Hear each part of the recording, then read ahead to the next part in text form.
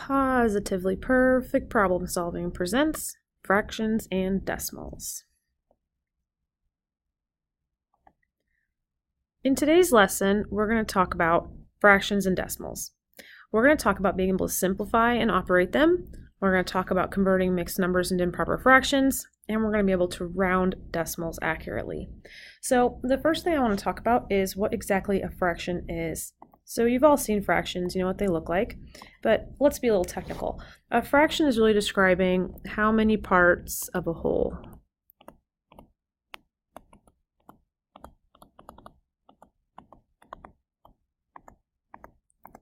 Now, if I have a piece of pizza, or anything round shaped like a pie or whatever, and I cut this into 4 sections, so 4 little pieces of pizza, and I want to say that I have 3 pieces, so there's 1, 2, 3, I'm having 3 pieces out of 4.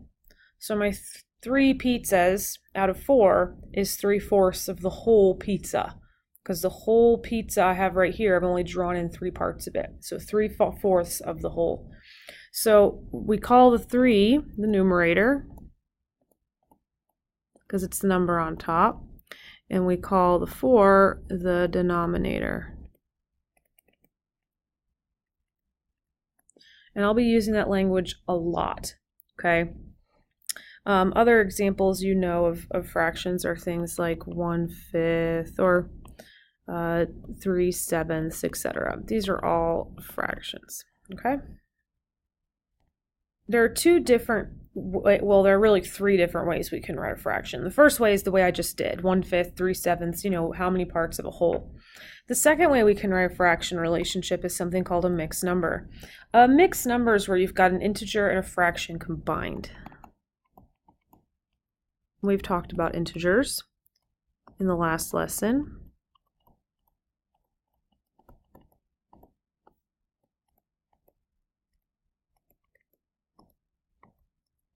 So I might have something like 1 3/4.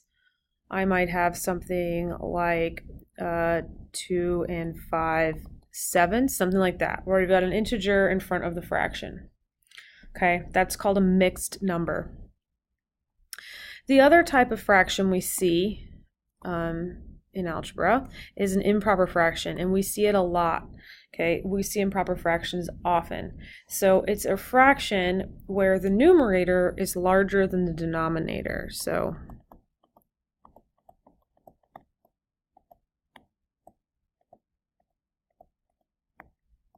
remember, the numerator is the top.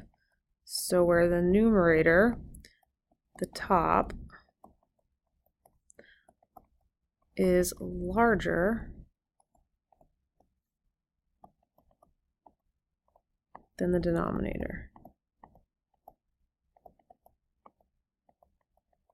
which is the bottom.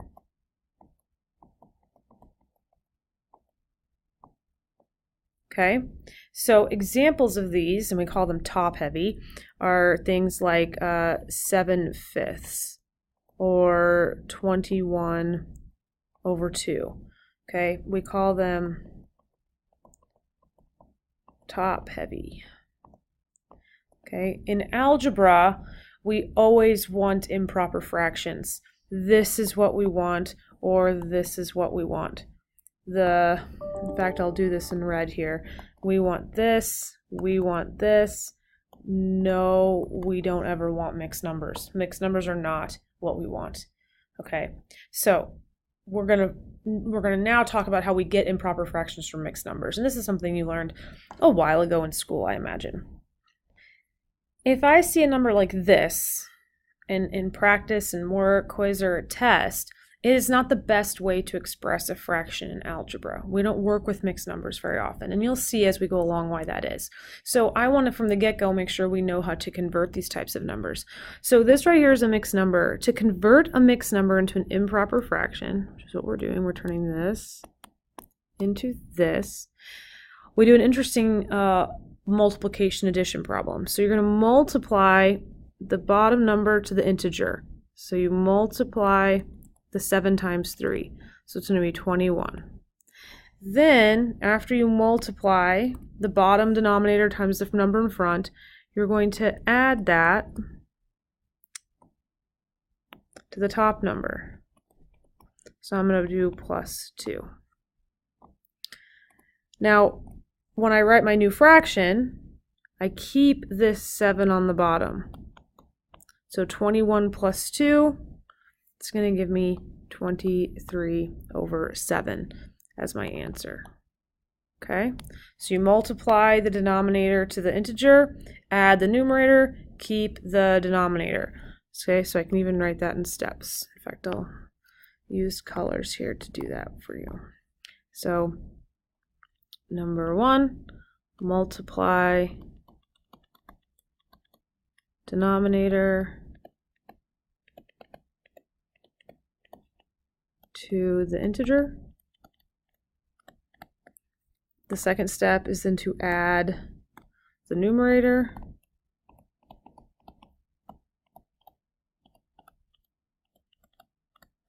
And the third step then is to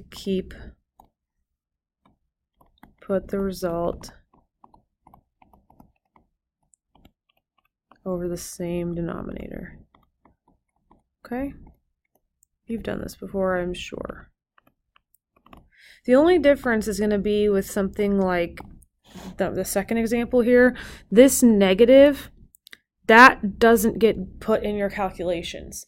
It just kind of gets tacked on to the end here. So I know my final answer is going to have a minus sign. So I'm going to do 4 times 2 to get the 8.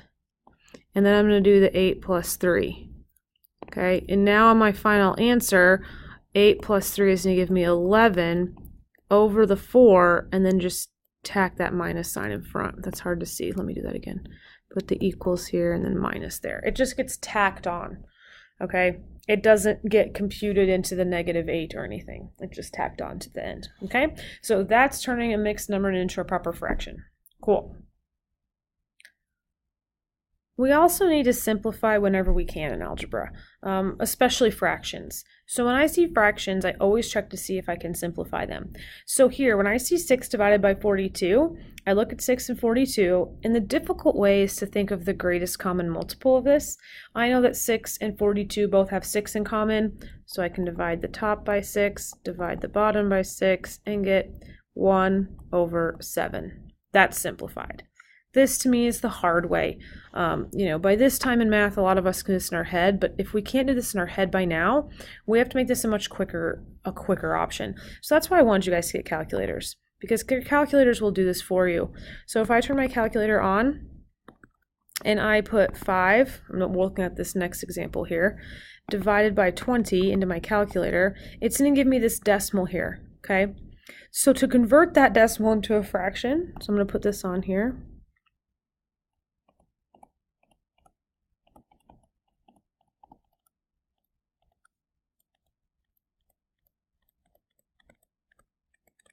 Okay, so you're going to put in the fraction 5 divided by whatever. Then you're going to hit I'll put this here first. Okay. Once you get your decimal, you're going to hit the second button. Sorry, not the second button. You're going to hit math, and you're going to get this menu that pops up. So hit math. Then you're going to get a menu, and you want to see how the cursor's already on the number 1. You want to hit enter on that, and it's going to pop up this guy right here, answer, arrow, fraction. That's saying your answer is turning into a fraction. So you're going to hit enter 1 time, and then the 4th step is you're going to hit enter again. And see how then it shows you the fraction? So now I know that 5/20 is the same as 1/4. If I did it with the first problem, 6/42, it would have done the same thing. I would have gotten this decimal, then I hit math, then I hit enter, and then I hit enter again, and it goes to 1/7. I think that is a much easier route, and that's the route that I'd prefer you use because, we have to be able to use these fractions quickly. We can't spend a whole lot of time reducing these if you're in your head. So use your calculator whenever you want to. Same thing with a negative. -3/6. I can do the negative if I want. I can put -3 divided by 6. hit enter, and then hit my math, enter, enter, and I get -1/2. Okay, I don't know why I didn't give you guys enough room there, I'm sorry. Okay, so -1/2. So that's just simplifying fractions, okay? And you can use your calculator to help you. In the same way we can use our calculator to simplify fractions, I also want us to be able to use our calculator to do fraction operations. So do you see this part up here that says always use parentheses? I will say that maybe 500 times this year. I mean, that's an actual good estimate here. Because when we use fractions in our calculator, you have to tell your calculator what the fraction is. So I'll show you what I mean here. When I see this 1/3 plus 4/5, I know you guys know the hard way, where you find the common denominator and then add all that. We're not going to do that in here. We don't have time for that in here. So instead, I'm going to show you how to do the calculator with parentheses. So you have to tell the calculator that 1/3 is being added to 4/5. So you have to group that 1/3. So what I mean by that is I'm going to go ahead and group that by saying 1 divided by 3 is my first fraction, plus a group for divided by 5 is my second fraction. Otherwise, the calculator doesn't really understand what you're saying. If you just do 1 divided by 3 plus 4 divided by 5, it's going to try and do order of operations here, and it's not going to understand that you are wanting two separate fractions. Okay, so you have to put your fractions in parentheses here. So when I do this, notice in my calculator, I'm going to use the parentheses buttons. They're right here above the 8 and 9. Parentheses 1 divided by 3, parentheses, plus parentheses 4 divided by 5, parentheses. It should look exactly like your worksheet. It should look just like it says, except parentheses on there. And then when you hit enter, it's going to give it to you in a decimal, but that's okay because I just taught you guys how to convert that into a fraction. So I'm going to hit math, enter, enter, and there I get 17/15. Now isn't that much easier? Okay? That's addition. Parentheses, parentheses, plus symbol in between. Subtraction is identical, except you have a minus sign in between. Parentheses 6 divided by 7, parentheses 13 divided by 4. So parentheses in the calculator, I'm going to plug it in just like I see it. Okay, hit enter. I get this crazy looking decimal. I'm going to hit math, hit enter, enter, and I get -67/28. Okay. I want you to be able to use these tools. Okay, you guys already learned fractions in elementary school, middle school. If you don't have them by now, and you want to work on them, you totally can come work with me and I can work with you on doing it by hand. That's totally fine with me. But when we're in a hurry and we need to take a test or we need to don't have much time, the calculator is a really great tool. So I think it's important that you know how to use it. Multiplication's the same way. Multiplication, it's actually, I think, a little bit easier. It's just 1 divided by 3 on your calculator, and then you're going to hit the times button for divided by 5. So again, still using parentheses. Parentheses 1 divided by 3, then times now, the times symbol, parentheses 4 divided by 5, and then hit enter. You're going to get another decimal, but that's cool. Just hit math, and then enter, enter, and you'll get that fraction that you want, 4/15. Okay. And you'll notice multiplying you can kind of see because 4 times 1 is 4 and 3 times 5 is 15. Multiplication's easier to do in your head than on a calculator sometimes because it's just straight across. Okay. And again, division, same thing. You're just going to use parentheses, 1 divided by 3, parentheses, but now you just use the division symbol and then 4 divided by 5. You will not see this type of operation very often. We don't divide fractions very much, but it's really important that you know how to do this and convert them. Okay, so we get 5/12. Okay, I don't need to see this work that I'm doing right here, this stuff. I just need to know that you could do it on a calculator, and if I asked you to show me it on a calculator, you could. But I don't need to see that work part from you guys, okay? Now, negatives are a whole different animal, and you have to be extremely careful with fractions and negatives. You need to put this in your calculator exactly how you see it on your paper. So, this first problem right here is a subtraction problem, okay? Now, when I put this in the calculator, this is a negative, this guy right in front, so I'm going to hit this negative button. That's the negative button. Then I've got a 4/5, okay? That needs to be put in parentheses, so parentheses 4 divided by 5. In fact, on your paper, I would even, like, boom, that needs to go into parentheses. Okay, if you don't, you're going to get the answer wrong. It's not going to know what to do. Then this one is the minus sign, so I'm going to have a minus, okay? They're going to look a little bit different on your calculator. See how the negative in front is a little smaller than the minus sign? The calculator won't understand if you don't use them correctly. It won't read it right. Now I'm going to put in the 1/2, 1 divided by 2, and my calculator should look identical to my paper except that it's horizontal, okay? But all the signs should be there. I should have 2 negatives, I should have 2 sets of parentheses and 2 fractions. Then I hit enter, and I'm going to get a decimal, but I'm going to convert that into a fraction with my trick, and I get -13/10. Okay? Really, really careful with our negatives. Let's do a few more. The second one, this one's not so bad because it's just parentheses. Now that's a -3/5, so -3 divided by 5, parentheses. And then when the 2 parentheses are bumped up right next to each other, that means multiply. Now, you can put it in without a sign. You could just do parentheses -2/7. You can also put in the sign if you want. Either way, it'll give you the right answer. I'm going to go ahead and just put parentheses. There's no wrong reason. There's no right or wrong way there. Okay. Get enter. I get my decimal. Convert it to a fraction. I get 6/35. Okay. This second one, I've got a whole number now. So I've got a -2, and then plus, put that parentheses around your 3/8.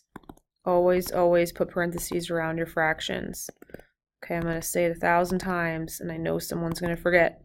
And that's okay if you forget. I'm going to keep reminding you, always put parentheses around your fractions. And this gives me -13/8. And then finally, this last one has 3 minus signs in it. So when I put in my calculator, I should see 3 minus signs in my calculator. The first one's that negative sign, -6/7. Remember, fractions go into parentheses. So I've got to put parentheses around this little fraction right here. Then I've got a minus sign. Then I've got parentheses. So put another set of parentheses and then a -8. See how I forgot the negative. See how I went to check? So it should be -8 parentheses. Now, do you see on my calculator right here, I've got 3 minus signs? It should look like your paper. If you're missing a minus sign or a negative sign, it won't work. Math, enter, enter, and I get 50/7. Okay? That's it for fractions. Being able to use your calculator is super important. Okay? All right, let's move on to rounding. Rounding is a vital mathematics skill. Okay, it's used to really understand a value in a practical sense, something we use in real life. Okay, we don't always need exact values in everyday life, so we do something called rounding. So for example, if you see something that's $1.99 in a store, which lots of things in stores do this 99 cents thing, they do it because it makes you think that it's really like $1 because you think $1.99. But most of us round up and think, okay, 2. Okay, right? So we're rounding to that's going to be $2. You wouldn't say to someone that's $1.99. You say it's $2. Well, you're rounding in that case. So we round a lot in math. So the first thing I want to talk about is what these decimal places are and how we know where to round. So let's define these a little bit. Obviously, this middle part is your decimal point.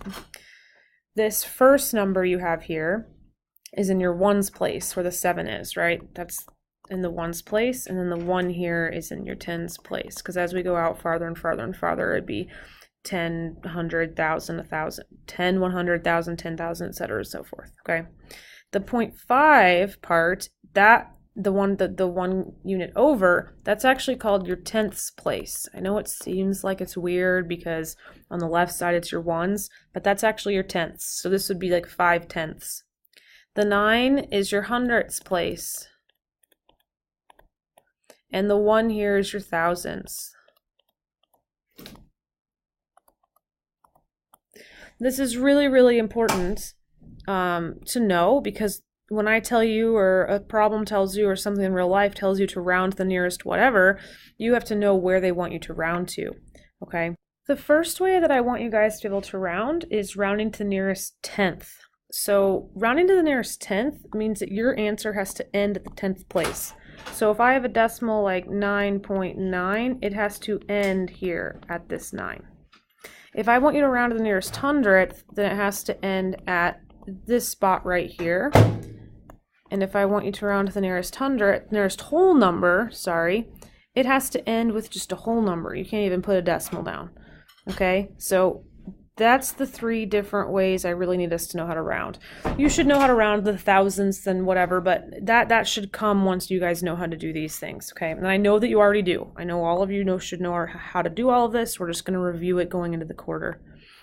So I want to round to the nearest tenth. So to do that, you always look at the number after the place you want to round to. So I'm going to round this 5. So I'm going to take the 6 and I'm going to ask myself, is the number here 5 or bigger? Yes, 6 is 5 or bigger, so this rounds up. So I go 4.6. This one, here's the 10th place at the 4, so I'm going to use the 2. Does the 2 round the 4 up? Nope, so it just stays 0.4. 1.05. This is the place that I want, this 0. So I'm going to look at the number after. Does it round up or down? It rounds up because it's a 5, so I have 1.1. So you always go one more up when you round. And this last one is interesting. This last one, it's already in the 10th place. 3.9 is already rounded, so I can just leave it as 3.9. Okay, sometimes that happens. The problem will say round to the nearest 10th, and you get an answer with the 10th, so you don't have to actually round anything. Okay? Rounding to the nearest hundredth. If I want to round to the nearest hundredth, then I'm going to look at the hundredths place, look at the number next to it, and ask myself if it's going to round up or stay the same. That 6 is going to round that 1 up. So now that makes this 68.52. It rounds the 1 up to a 2, and now that's rounded to the nearest hundredth. Here, I'm looking at the 1. That's where I want to stop the problem. So I'm going to look at the number after and ask, does the 3 round that up? And it does not, because 3 is not 5 or bigger. So it just stays a 1 and I stop. 007, James Bond here. I look at this place right here. Does the 7 round that 0.00 up? It sure does, to 0.01. Okay. And 9.670, I want the 7's place to stop, so I'm going to ask myself, does 0 round the 7 up? Nope, it doesn't, so my final answer here is 9.67. Notice all my answers on this row end in the 2nd place, that hundredths place, and all my answers on the top row end in the 10th place. That's what rounding is about, is where you end your number. Rounding to the whole number. Okay, this happens a lot where I want you to round to just an integer or a whole number. Okay, so I've got 19.44. When I look at 19.4, I want my number to round to like here, this area. I want my number to end there. So what that means is I'm going to look at this number right here and ask myself if it rounds that up. Does 4 round 9 up? It does not. So I just leave my answer as 19. That's a whole number, 19. Same thing for this one. I want that 516 to be rounded or not rounded. I look at the 6 and ask myself, does 6 round up the whole number next to it? It sure does. So this becomes 517. Okay. Here, again, even though I've got this 8, 6, and 4 over here, I'm only actually looking at the 1 next to the 6 to round up or down. And the 1 doesn't round it, it just stays 6. I know that looks weird because you've got all those big numbers after it, but it's about the number next to it, not numbers that are beyond it. And then this one's the trickiest one, this 0.5. Technically, there's an invisible 0 right here. It's 0.5. So that means that when I look at this 5 to round up, it does. That 0 becomes a 1, and that is my answer as 1. It rounds up to 1. That is the trickiest one.